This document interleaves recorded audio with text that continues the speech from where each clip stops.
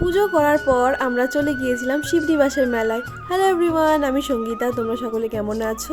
তো মহাদেবকে মন ভরে পুজো করার পর রেডি হয়ে আমরা বেরিয়ে পড়েছিলাম শিবনিবাসের মেলায় যাওয়ার উদ্দেশ্যে। দেখতে দেখতে চলেও এলাম আমরা মেলাতে, আর এত পরিমাণে ভিড় ছিল না যে মহাদেবের দর্শন করতেই পারিনি। তো যাই হোক, আমরা মেলা ঘুরছিলাম। বিশাল বড় মেলা হয়, একবারে কভার করা অসম্ভব। তারপর গিয়েছিলাম একটু খাওয়া দাওয়া করার জন্য। ফার্স্টে নিয়েছিলাম আমরা মোমো।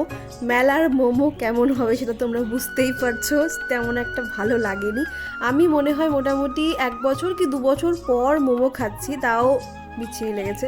যাই হোক, তারপর নিয়েছিলাম হচ্ছে মোগলাই, মোটামুটি ছিল। আর তারপরে খেয়েছিলাম আইসক্রিম, যেটা আমার অল টাইম ফেভারিট। আর একটা স্টলে না এই ক্যান্ডিটা দেখছিলাম, তাই নিয়ে নিলাম। বেশ সুন্দর লাগছিল দেখতে।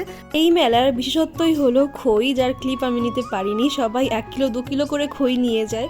আমিও খই বাদাম নিয়ে ফেরার পথে এখান থেকে সুন্দর একটা ছবি নিয়ে বাড়ি ফিরেছি।